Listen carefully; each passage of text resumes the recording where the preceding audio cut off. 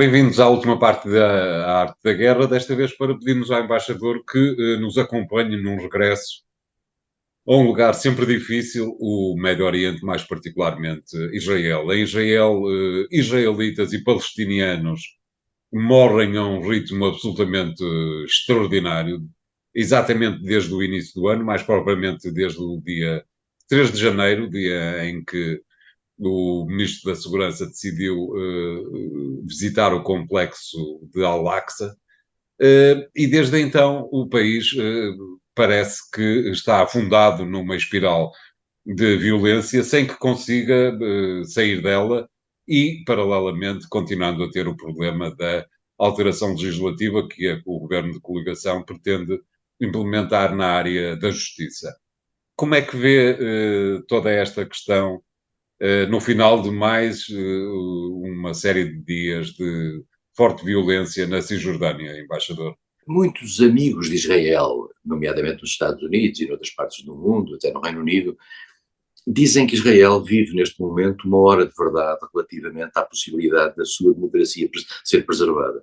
Durante muitos anos, o grande fator, eu diria, de autoridade e superioridade moral de Israel era a circunstância de ser uma espécie de uma cunha democrática dentro de um conjunto de países que se distinguiam pelas práticas autocráticas de vária natureza. Israel era uma democracia e funcionava como tal. Benjamin Netanyahu, que é um sobrevivente de várias décadas na vida política israelita, é alguém que parece, digamos, não obstante nascer neste sistema de natureza democrática, parece predisposto a criar e a introduzir nesse mesmo sistema algumas areias que, para o conservarem no poder, e mais do que isso, e para salvaguardarem a sua própria segurança na vida política e cívica israelita, podem pôr em causa a vida democrática de Israel e a estrutura democrática. Mas Israel tem, isso vale a pena dizê-lo, eu diria, uma alma democrática e de liberdade muito forte, e isso viu-se nos últimos tempos.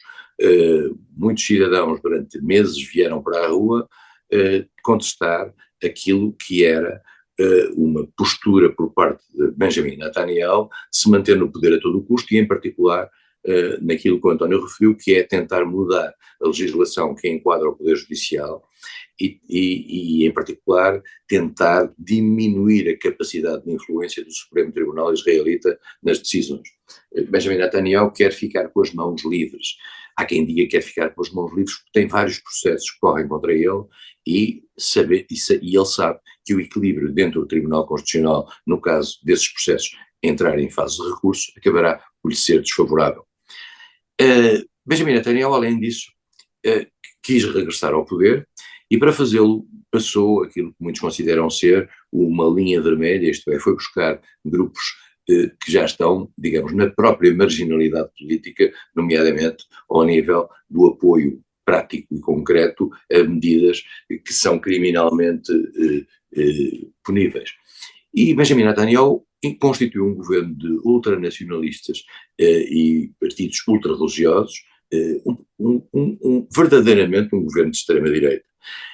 E esse governo de extrema-direita tem dentro de si vários componentes, porque normalmente estes governos israelitas, já aqui explicámos, por virtude da lei eleitoral, cada governo precisa ter muitos partidos, e esses partidos precisam ter na decisão final e na linha de orientação do governo, precisam de ter a representação dos seus interesses, e esses interesses muitas vezes são nichos em termos de propostas políticas, algumas das quais altamente radicais, porque têm a ver com a natureza dos partidos que são componentes dessa mesma coligação.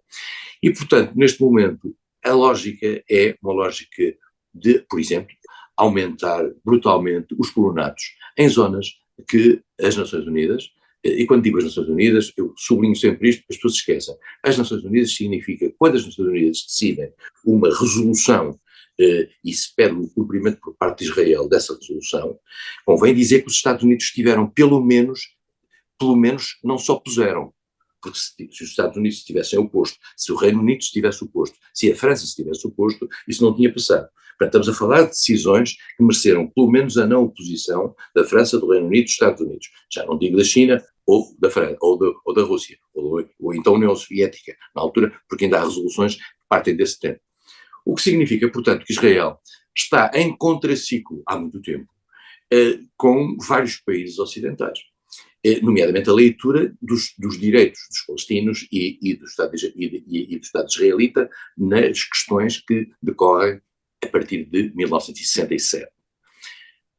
Quem basicamente defende Israel e quem põe a mão por baixo, independentemente de tudo aquilo que Israel fizer, são os Estados Unidos, todos nós sabemos. No passado, mais os partidos democráticos que o Partido Republicano. Nos últimos anos, o Partido Republicano, mais ou menos, está em linha comum com o Partido Democrático nesta postura favorável ao Estado de Israel e a dar cobertura, ou pelo menos a ter uma grande complacência com ações tomadas nesta área, nomeadamente na área do equilíbrio Israel-Palestino.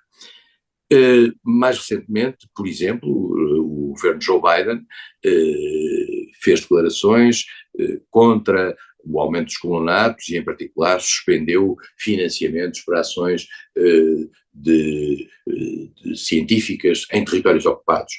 Mas isto, vamos ser claros, é pura e simplesmente atirar fumo para cima da cena, porque nós sabemos que, na realidade, o próprio discurso americano é um discurso que não tem consequências práticas, porque não há depois nenhuma medida concreta que force o governo israelita a mudar. E todos nós sabemos que se os Estados Unidos quisessem que Israel cumprisse as resoluções do Conselho de Segurança, Israel acabaria por ter de cumprir. Mas é precisamente porque Israel sabe que conta com um lobby fortíssimo nos Estados Unidos em seu favor, que pode fazer mais ou menos o que apetece. E as declarações deste fim de semana por parte dos Estados Unidos são aquelas declarações normais, fala da teoria dos dois Estados, lado a lado, de acordo com as fronteiras de 1967, etc. Nós sabemos que isto é blá, blá, blá.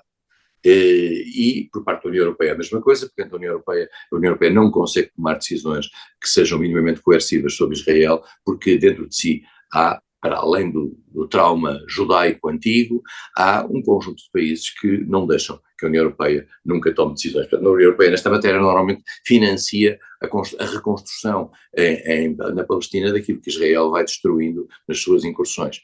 E por outro lado, dentro da Palestina há uma radicalização progressiva, por um lado também há uma perda de legitimidade que o António tem sublinhado relativamente à autoridade palestina, que não faz eleições há vários anos, e que, portanto, vive, digamos, num vazio legal, e por outro lado há a radicalização do Hamas, que de vez em quando tem ações de desespero sobre Israel, que depois tem a repressão do outro lado.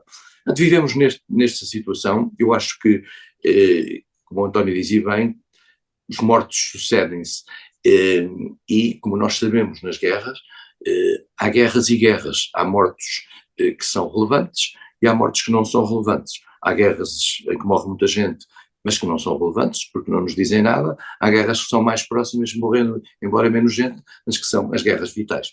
E, portanto, é esta a situação que se vive. E por outro lado, também convém dizê-lo, que o mundo árabe já perdeu também o elan na própria resistência, digamos, sobre a causa palestiniana.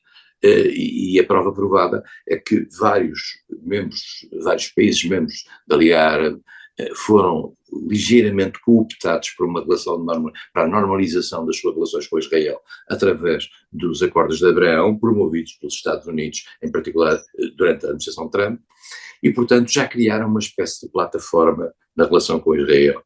E essa plataforma só tem condições para crescer, porque sendo que um inimigo principal naquela área é o Irão, e o Irão tanto é inimigo desses países árabes de linha sunita, como é inimigo de Israel, e como eles consideram que para a sua segurança um cuidado na relação com o Irão é fundamental, esses países consideram que se calhar estão do mesmo lado que Israel, e, digamos, o mexilhão que se lixa nesta história são os palestinos. Exato. Muito bem, embaixador, obrigado. O programa fica hoje por aqui. Para a semana voltaremos com 3 novos temas. Até lá pode sempre revisitar aquilo que foi dito pelo embaixador Seixas da Costa nos podcasts que encontra no site do Jornal Económico. Até para a semana. Obrigado.